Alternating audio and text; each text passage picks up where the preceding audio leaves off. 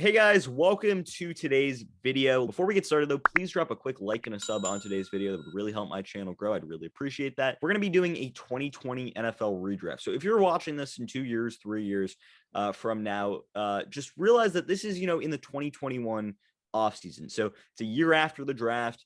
And there might be some players that end up popping up into 2022 and 2023 that should be in this first round. However, this is only after that rookie season. So that said, let's dive right into the video, and I hope you enjoy.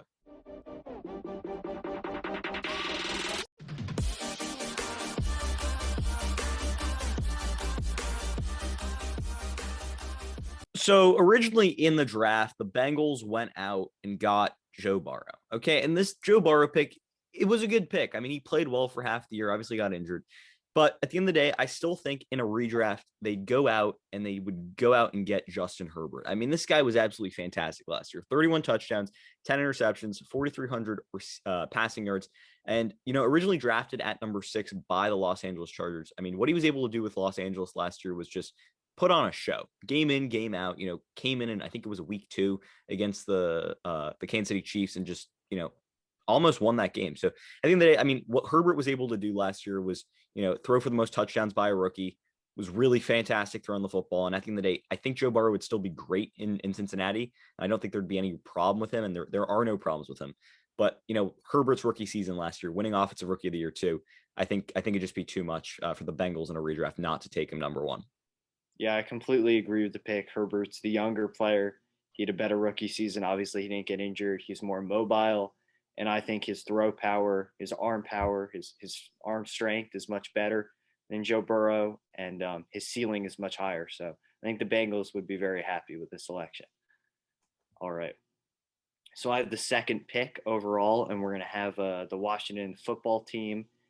They are going to be picking Joe Burrow out of now he was in Cincinnati. He was out of LSU coming out of the draft. He had the best season ever in college.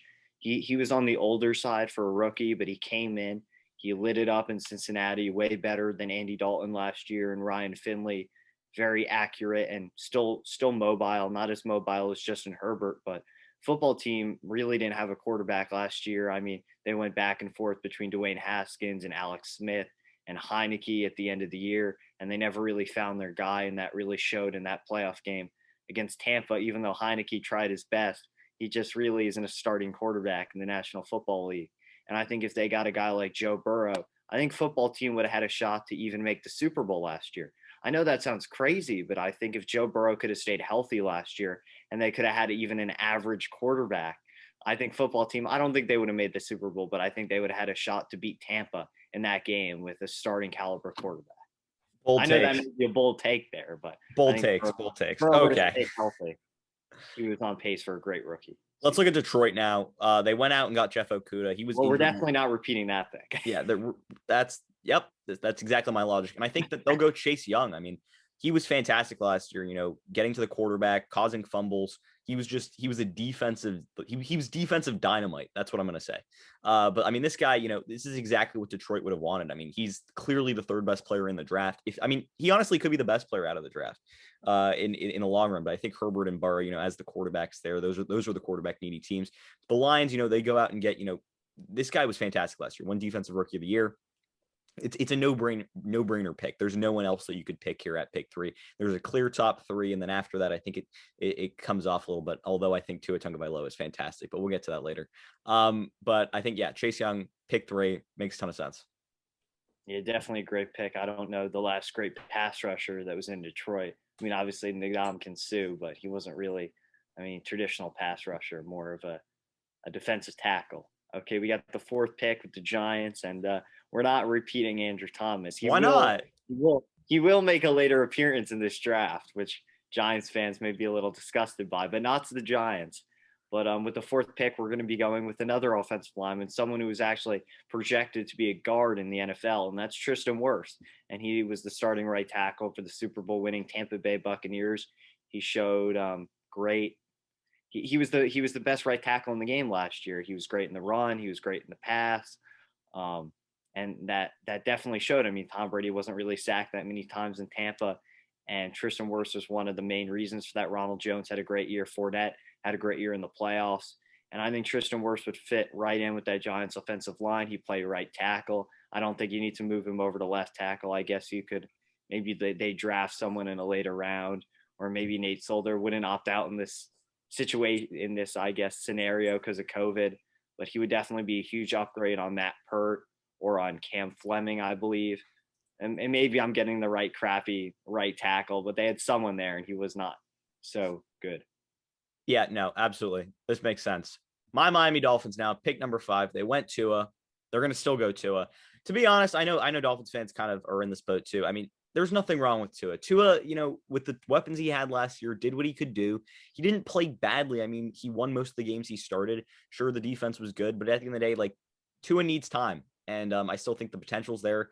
I still think he displayed some really nice throws. I mean, just look at that Arizona game last year where he kind of single-handedly took the Dolphins on his back and won that game for Miami. But, like, Tua still going to the Dolphins at pick 5. I don't think anything changes here. Yeah, okay pick. He's the best quarterback on the board, I'll tell you that much. Okay.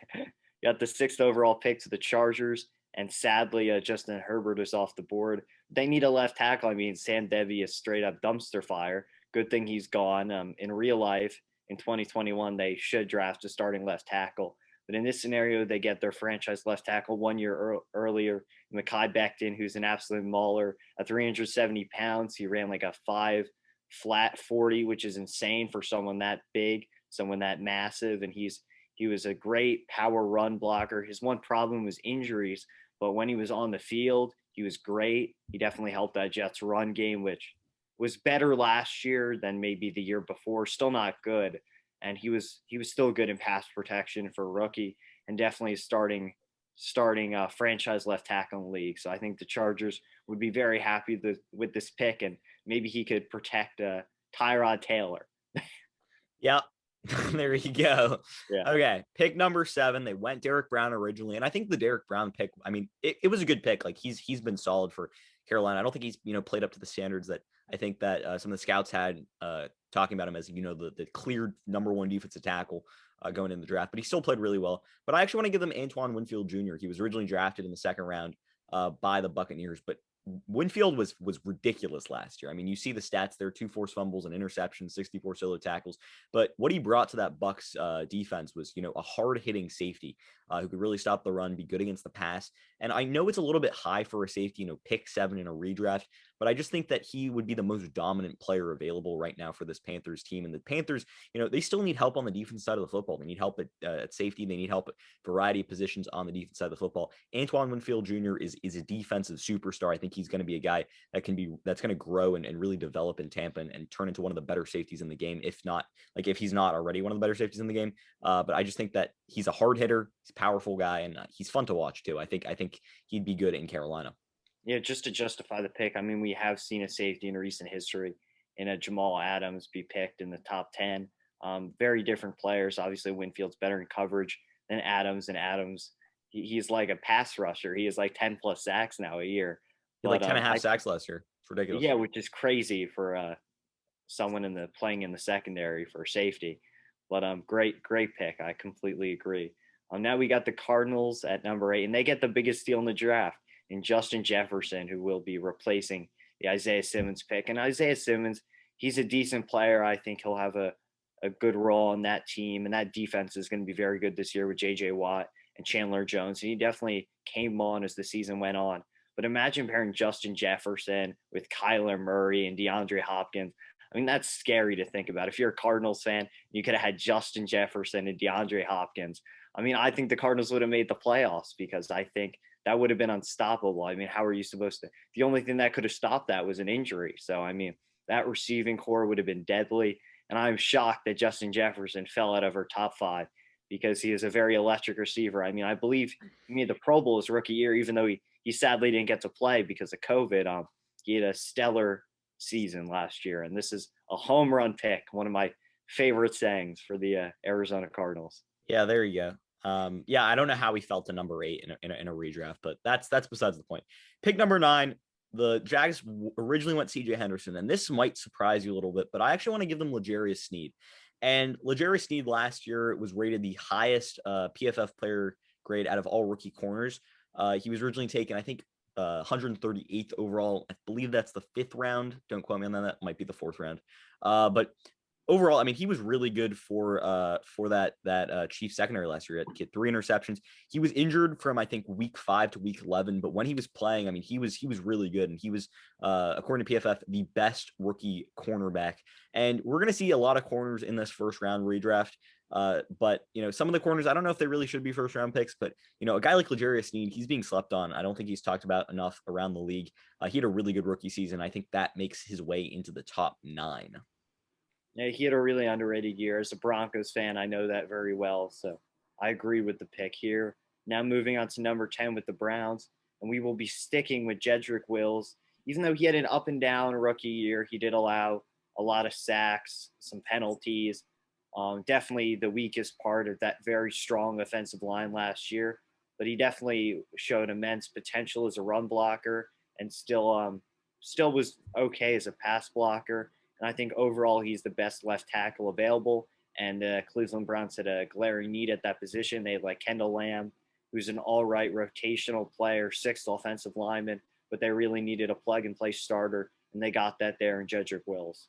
Yeah, I don't think they'd be mad about taking him again. He was really big for them. Yeah, but that Browns offensive line was fantastic last year. Now let's go to the New York Jets. They originally got Mekhi Becton. Okay, but obviously Mekhi Becton's off the board. He went to the Chargers in our redraft. So I want to give them CeeDee Lamb. And I know that, Baskin might think that maybe Chase Claypool's a better receiver here, but I actually really like what CeeDee Lamb did last year in Dallas. I mean, 74 catches, 935 receiving yards, 5 receiving touchdowns. And although he was probably like the 3rd receiver there, him and Gallup, about the same, but Amari Cooper is definitely that number 1.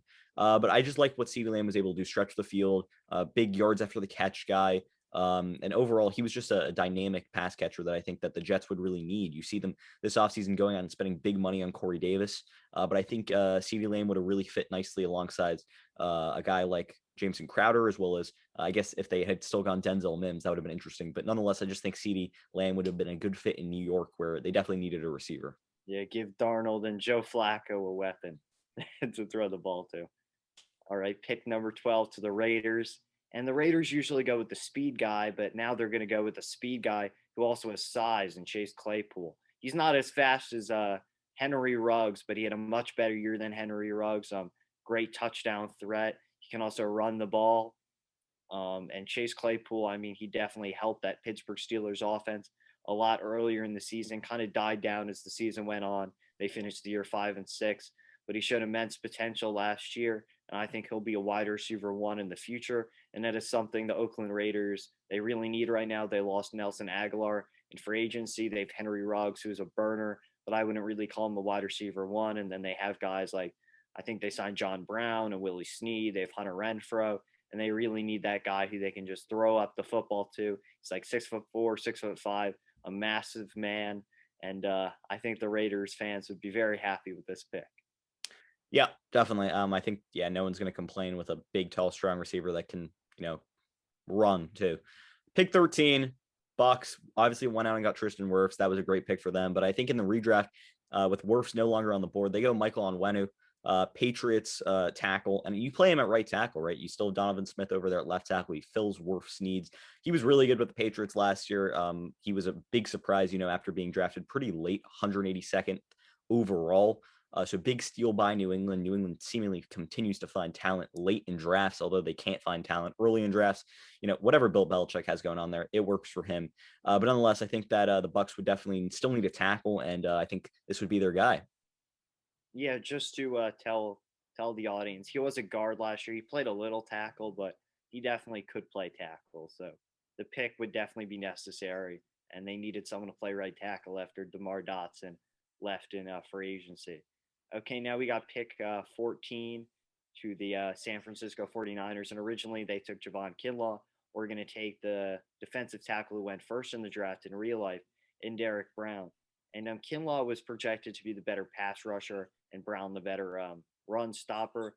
But Brown still showed some potential as a pass rusher, only 2 sacks, but he did get a lot of pressures.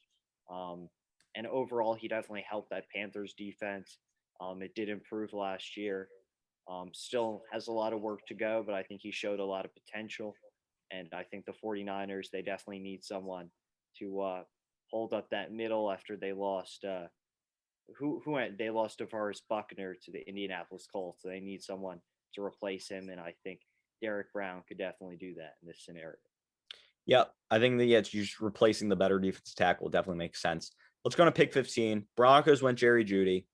I think, though, that they would need to go out and get a cornerback. And I know Baskin, as a Broncos fan, you might not love this pick here. And I think it might be a reach for a corner in Cameron Dantzler, who was originally drafted 89th overall. But I mean, this guy was pretty good last year. 1 forced fumble, 2 interceptions, 4 pass deflections. But overall, he was rated actually the second best rookie corner by PFF. So this is why he's the second corner off our board. But I mean, overall, although his speed isn't great, the Broncos secondary last year was pretty questionable. I mean, AJ Boye, yeah, you know more about the Broncos secondary than I do, but we can definitely say, other than Bryce Callahan, who played that slot role, the boundary corners for the Broncos were not really good last year. They were a little injured too. So I think going out and getting a Cameron Dantzler would definitely help that secondary. Yeah, personally, I'd rather pick a Jalen Johnson, who was drafted by the Bears, or CJ Henderson, drafted by the Jaguars. Dantzler, I mean, he showed some potential last year. The one problem is he's very slow for a corner. I don't really like that. So I probably would have selected the other 2 guys.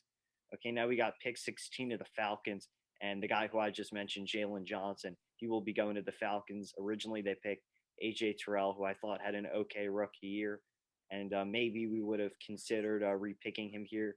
But in my opinion, Jalen Johnson had the better year, showed a lot of potential in that Chicago Bears defense. He was the number 2 cornerback in that secondary behind Kyle Fuller. And I think he'll be the number 1 cornerback this year since they got rid of Kyle Fuller. So they definitely think he has a lot of potential to be a number 1 cornerback in the league. And the Falcons are in dire need of that. I mean, Desmond Trufant was there, and they got rid of him. He was good for a while, but then he got kind of old. They had some other guys in the past, but they're in dire need of that number 1 corner. I think they definitely have that here in Jalen Johnson. And if you just look at the stats for a second, 15 pass deflections, that's a lot of pass deflections. So he's a guy who uses his length and really, puts his hand on the football. So I think this is, it's a solid pick. I think he could have gone to the Broncos at 15, but overall, I think I like Dantzler a little bit more. 17, Dallas Cowboys. Remember, they went out and got CeeDee Lamb. He fell to them here, but I actually want to go out and give them Isaiah Simmons, who was originally picked by the Cardinals. This is a guy where I think he can play a variety of positions. He can play safety, he can play linebacker. He's a versatile defender, and that's exactly what Dallas needs. I mean, their defense is it's awful, to say simply. I mean, it's bad, and it was terrible last year. I mean, they were the worst pass defense in the league. They weren't great at stopping the run. They were losing games because they just couldn't stop other teams' offenses. I mean, I remember early in the year with Dak, I mean, they were putting up a ton of points. I mean, they lost the Cleveland Browns in like a blowout. Like, I think they gave up like 50 something points to the Browns, and they scored like 40 points, and they still lost. So, getting them a versatile defender like Isaiah Simmons, who such an athletic and such a guy who can really perform at a high level and play at a variety of positions. I don't think he's as good as his 8th overall pick suggests. I don't think he's going to be a great player in the NFL, but I still think he's worth a 1st round pick. And I still think that his athletic abilities allows him to do a variety of different things, and that'd be good for the Dallas Cowboys defense. Yeah, it definitely shows some potential second half of the year. But Jerry doesn't get his 3rd receiver, which maybe is kind of sad. CeeDee Lamb was off the board. All right, now we got pick 18, the Miami Dolphins. And the Dolphins fans may be kind of disappointed. Maybe you guys liked Austin Jackson. Maybe you didn't. I'm on the side of the people who didn't really like Austin Jackson. I'm going to have you guys taking Jeremy Chin, who was a great safety. He played a little sub linebacker for the Panthers. He did it all. He had 2 forced fumbles in like a minute, which was like an NFL record or something, first time in a very long time. Was all over the field last year, and definitely an improvement, in my opinion, on Bobby McCain, who I believe is a mediocre safety. And now you're getting there's nothing wrong with Bobby McCain. Jeremy Chin, who kind of gives me those Derwin James types of vibes as the safety sub linebacker. I think he was a better version of what Isaiah Simmons was. Not as big of a player, but definitely a guy who can play all over the field, great in coverage, great in the run. And I think he was the best safety. He was the 2nd best safety in this draft last year after Antoine Winfield. Yeah, Now let's move on to pick 19. That was the Las Vegas Raiders. They went with Arnette. That was a little bit of a surprise at that point. He did not play well last year, struggled with injuries, but I mean, that Raiders secondary and defense in general was banged up. But let's go out and give them CJ Henderson. And CJ Henderson wasn't great last year, but I still think he was good enough to warrant a first round pick. He was up and down, had some good games, had some bad games. But when he was playing well, I mean, he showed why he was a first round pick. Really solid man corner. Although, he got beaten, if you look in the Texans game, he matched up against Will Fuller, struggled against him a little bit, but overall, like up and down season, but I still think that the potential is there, and there was a reason he was drafted 9th overall. So even though he slides a little bit here, I still think the Raiders would be a good fit for him. They would definitely still need a corner. I don't like Trayvon Mullen, and Arnette wasn't great, so the secondary is definitely a need for Las Vegas. Yeah, between him and Okudah, the two corners went in the top 10. I definitely think he showed more potential in his rookie year. And he was also on a team where he was playing defense way more than he should, because that Jaguars offense was putrid. They were horrible. Okay, now we got pick 20 to the Jaguars. And this is going to be a repick of James Robinson. Not a repick, but James Robinson was picked. Was he undrafted? I believe he was undrafted. He was undrafted, but he will go to the Jaguars again, just way earlier. Instead of being undrafted, he will be a first-round pick. And he probably, out of any rookie running back, he had the best year. He carried my fantasy team. You could debate it with Jonathan Taylor or Clyde Edwards-Helaire before his injuries, but he was a great power back. He showed a lot of potential in the receiving game too, which is very surprising for a guy his size. And overall, he really carried that Jaguars team.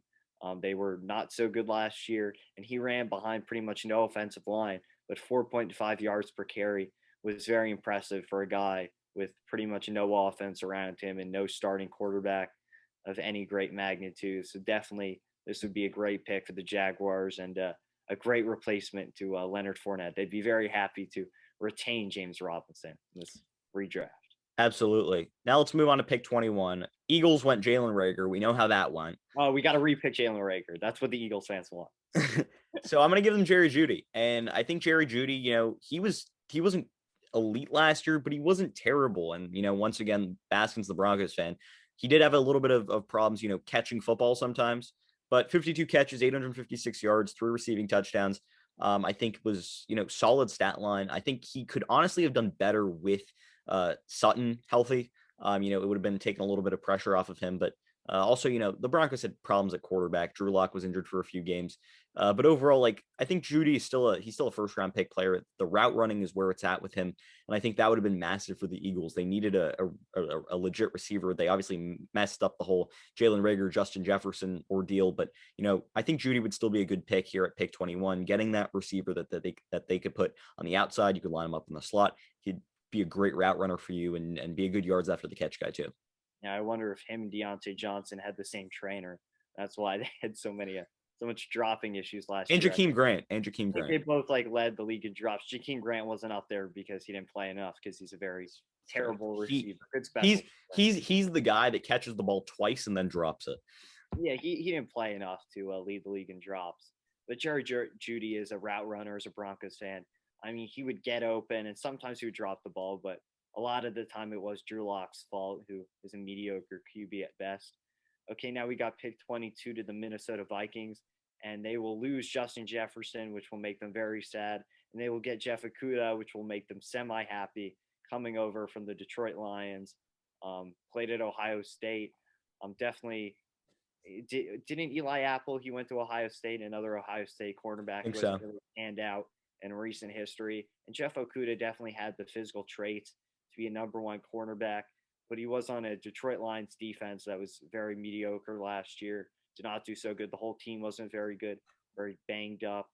And Jeff Okudah just got burnt by all these number 1 receivers, including guys like Justin Jefferson and Devontae Adams and Allen Robinson. He plays in a division with very good number 1 receivers, which is very unfortunate for him, but I think he still showed enough potential. He wasn't a complete bust to be taken in the first round. And I think he still has more potential than Cameron Dantzler. Dantzler probably has a higher floor, but he definitely has a higher ceiling still, in my opinion. Yeah, I mean, there's a reason he was picked 3rd overall. And he struggled with injuries last year. And I think it'll be interesting to see how he progresses. I mean, some of these players that we're talking about right now, if you look at this draft in a year, you're going to be like, why did we put Jeff Okudah at 22? Why isn't he a top 10 pick? Or why is he even in this first round? So a lot can change year to year, but I think, after rookie season, I think this is a good spot for Okudah here. Now let's go to the Chargers, and they originally picked Kenneth Murray, who I think solid pick for them. I think they actually traded up for this pick. It was originally the Patriots pick, but they went out and got Kenneth Murray. That was a good pick, but I think Patrick Queen actually had the better season. 3 sacks, 2 forced fumbles, 1 interception. Overall, played really well as that hard hitting thumper.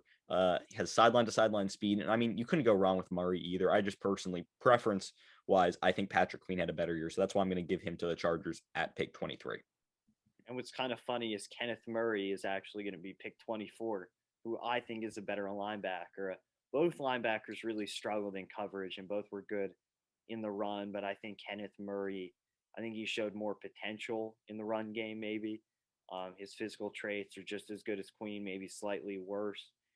And I think he definitely helped out that Chargers defense, which did struggle a lot last year. But he definitely was one of the bright spots of that Chargers D. And the Saints really need a linebacker. They got Alex Anzalone, who's all right. I'm not sure if they lost him in free agency this year, but obviously we're picking for 2020, not for 2021. But they definitely could need someone to anchor that defense, even if Anzalone is still there. I believe he's a much better player than Anzalone, so I think the Saints would be happy getting a nice linebacker next to Demario Davis in that defense. Yeah, I like that pick. The 49ers originally went out and got Brandon Ayuk. And I think Brandon Ayuk, he had some good games last year, really showcased his speed. But I actually think T. Higgins would probably be the better pick, personally. 67 catches, 908 yards, 6 receiving touchdowns. And, he played really well with Joe Burrow, as well as, when Joe Burrow got injured, still showed up and still, showed why he was the first pick in the second round last year. But, personally, I just think, Higgins' size and frame and, even sneaky speed. He's not really quick, but he's fast for his size. He's got sneaky speed. But he's a good red zone guy. And I think that, with that 49ers receiving core, they don't really have a big receiver that can go up and catch footballs in the red zone. Deebo Samuel isn't really that guy. Brandon Ayuk isn't that guy. Sure, George Kittle is a big red zone guy for them. But at the end of the day, I think Higgins' size and, ability to go up and catch footballs would be big for that 49ers offense. Yeah, I mean, if him, George Kittle, and Jordan Reed were on the field at the same time, that's scary. Definitely in the red zone. Okay, now we got pick 26, and this happens again. We're going to be going with Brandon Ayuk, and this happened last time. Kenneth Murray was pick 23 in real life, went pick 24. This is the same thing. Ayuk is going to be falling 1 pick. And Aaron Rodgers finally gets his first-round receiver. And I believe that's the first time ever in his career, which is crazy. I don't know what the Packers are doing. I mean, that's what happens when you draft guys like Kevin King. I mean, it's a disaster. Or Jordan Love, who pouring salt into the wound. Or Jordan Love, who I think maybe has some potential, but I don't understand that. I mean, Aaron Rodgers could still play for another 5 years, and then that's just a waste of pick. So I don't really know what they're doing there with Jordan Love, but Ayuk showed a lot of potential. He's an interesting player because he can be like a gadget player. He can also go up and get the football, decent speed, good route runner, so kind of an all-around receiver. And I think he'll definitely fit in there with Devontae Adams and Valdes-Scantling, who's a burner, and you got Lazard. Maybe he'll fall out kind of out of the lineup, but he'd be a solid 4th receiver on that team. Yeah, I like that pick. Seattle Seahawks, they went Jordan Brooks. That was terrible for the first half of the season. The second half of the season, he actually played pretty well. And really, was one of those guys on that Seahawks defense that really showed up towards the end of the year, really made the Seahawks defense good. But I'd still have them going corner. And I think Trayvon Diggs would be a good move for them. And I know that, Trayvon Diggs had a little bit of an up and down year, but when he was on the field, I thought he actually played really well. Remember, he was injured for a large part of the year, but still had, 14 pass deflections, which was tied for 8th in the league.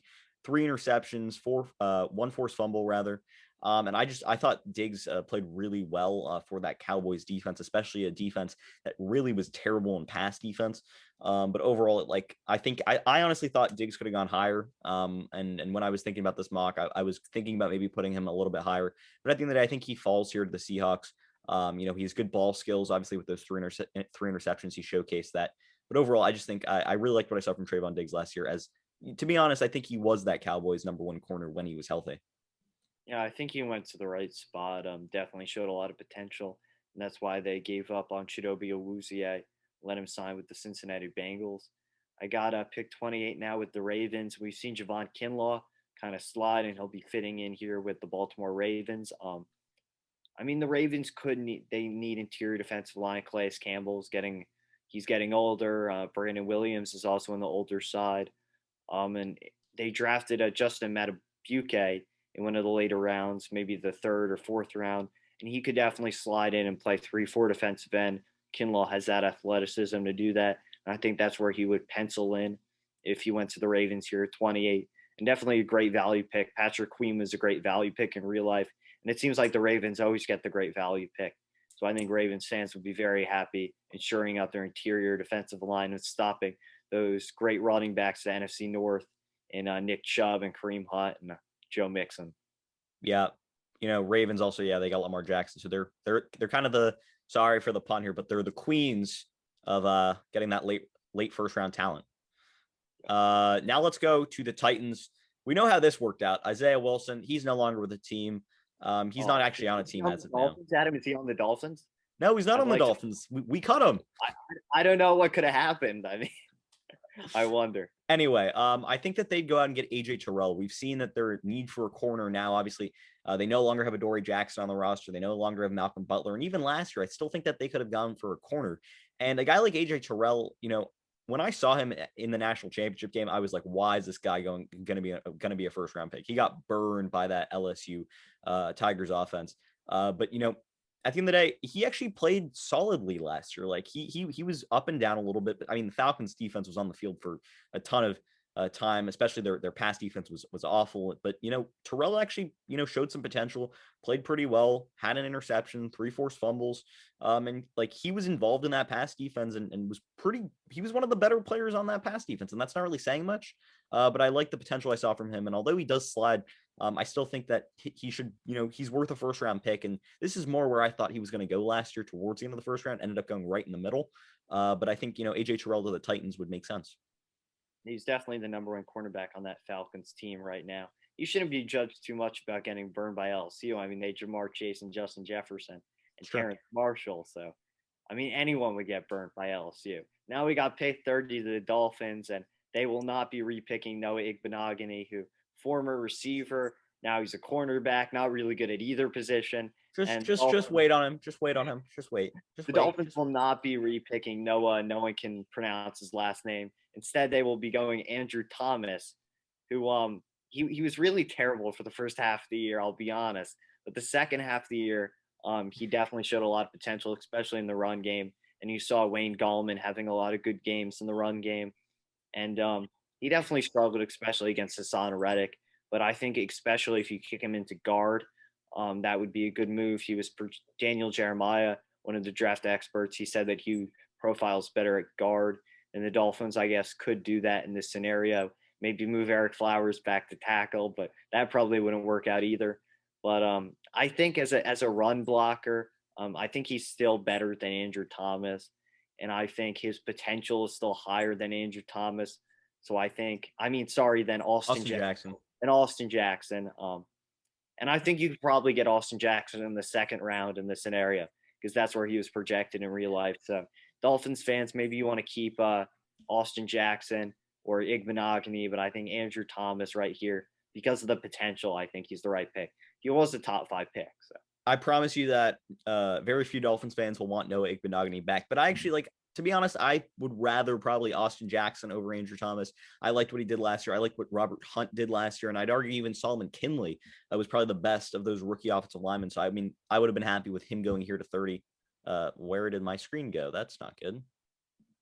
Oh, here we go. We're back. It's fun.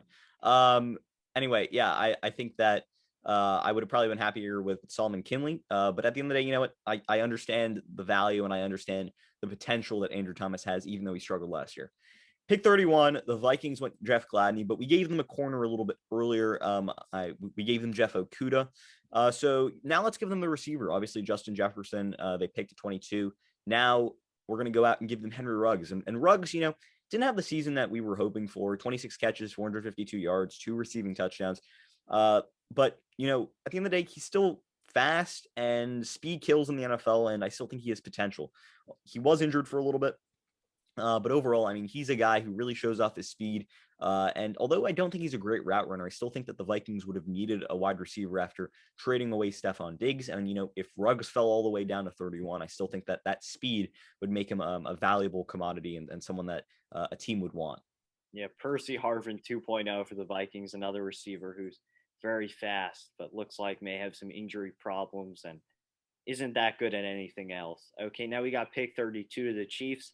And this pains me to say that I'm going to be giving them Jonathan Taylor because I think he just showed so much potential, especially in that second half of the year as the running back for the Indianapolis Colts. And of course, he was running through the best offensive line in the league, not according to PFF, that would be the Browns, but the Colts offensive line with guys like Quentin Nelson and Ryan Kelly and Braden Smith. I mean, they got some great players. Anthony Costanzo had a little bit of a down year. And of course, now he's retired.